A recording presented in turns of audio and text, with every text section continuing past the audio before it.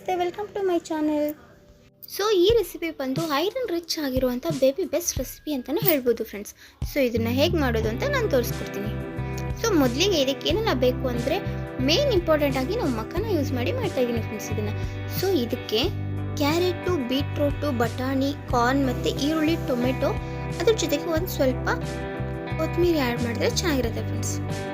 ಮೊದಲಿಗೆ ಕುಕ್ಕರ್ ಇಟ್ಟು ಅದಕ್ಕೆ ಒಂದು ಸ್ವಲ್ಪ ತುಪ್ಪ ಹಾಕಿ, ತುಪ್ಪ ಕಾದ್ಮೇಲೆ ನಾವು ಕರಿಬೇವು, ಜೀರಿಗೆ, ಸಾಸಿವೆ ಹಾಕಿ, ಸೊ ಅದ್ರ ಜೊತೆಗೆ ನಾವು ಒಂದು ಈರುಳ್ಳಿ ಹಾಕಿ ಬಾಡಿಸ್ಕೊಳ್ಳೋಣ.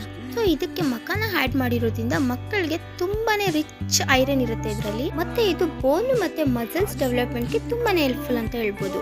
ಇದು ಮಕ್ಕಳಿಗೆ ತುಂಬ ಈಸಿಯಾಗಿ ಡೈಜೆಸ್ಟ್ ಆಗುವಂಥ ರೆಸಿಪಿ ಅಂತಲೇ ಹೇಳ್ಬೋದು.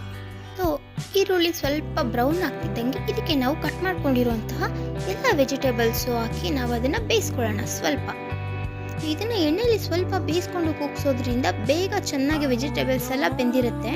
ಸೊ ಈ ಮಖಾನ ಬಂದು ಲೋ ಇನ್ ಕ್ಯಾಲೋರೀಸ್ ಇರುತ್ತೆ ಮತ್ತು ಹೈ ಇನ್ ನ್ಯೂಟ್ರಿಯನ್ಸ್ ಆಗಿರುತ್ತೆ. ಮಕ್ಕಳಿಗಂತೂ ಇದು ಇಮ್ಯುನಿಟಿ ಬೂಸ್ಟ್ ಮಾಡೋದ್ರಲ್ಲಿ ತುಂಬಾ ಹೆಲ್ಪ್ಫುಲ್ ಅಂತಲೇ ಹೇಳ್ಬೋದು.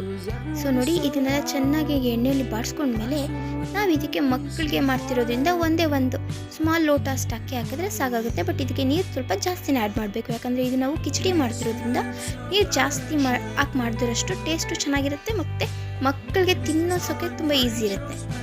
ಮಕ್ಕಳಿಗೆ ನಾವು ಈ ಥರ ವೆರೈಟಿಯಾಗಿ ಕಿಚಡಿ ಮಾಡಿಕೊಟ್ಟಷ್ಟು ಮಕ್ಕಳಿಗೆ ಊಟದ ಮೇಲೆ ಇಂಟ್ರೆಸ್ಟ್ ಚೆನ್ನಾಗಿ ಬರುತ್ತೆ.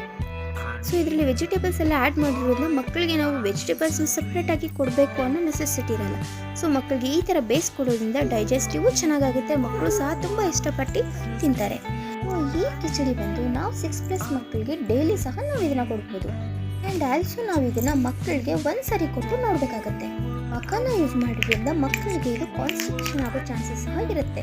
ಸೊ ಅಲರ್ಜಿಸ್ ಇರುತ್ತೆ. ಸೊ ಒಂದ್ಸರಿ ನಾವು 6+ ಮಕ್ಕಳಿಗೆ ಕೊಡಬೇಕಾದ್ರೆ ನಾವು ಯಾವುದೇ ಆಗಲಿ ಒಂದ್ಸರಿ ಟ್ರೈ ಮಾಡಿ ಆಮೇಲೆ ನಾವು ಅವರಿಗೆ ಡೈಲಿ ಯೂಸ್ ಮಾಡ್ಬೋದಲ್ವಾ. ಈ ಮಖಾನ ಬಂದು ಮಕ್ಕಳಿಗೆ ವೆಯ್ಟ್ ಗೇನ್ ಮಾಡೋದಕ್ಕೆ ತುಂಬಾ ಸಪೋರ್ಟಿವ್ ಅಂತಲೇ ಹೇಳ್ಬೋದು. ಸೊ ಇದು ಇಲ್ಲ ಅಂದರೆ 2 ಇಲ್ಲ 3 ವಿಷಿಲ್ ಓಡಿಸಿ ಫ್ರೆಂಡ್ಸ್, ಯಾಕಂದರೆ ಇದು ತುಂಬ ಸ್ಮ್ಯಾಶ್ ಮಾಡೋದ್ರಿಂದ 2 ಇಂದ 3 ವಿಷಿಲ್ ಓಡಿಸೋದ್ರಿಂದ ವೆಜಿಟೇಬಲ್ಸ್ ಆಗಲಿ ರೈಸ್ ಆಗಲಿ ತುಂಬ ಚೆನ್ನಾಗಿ ಬೆಂದಿರುತ್ತೆ.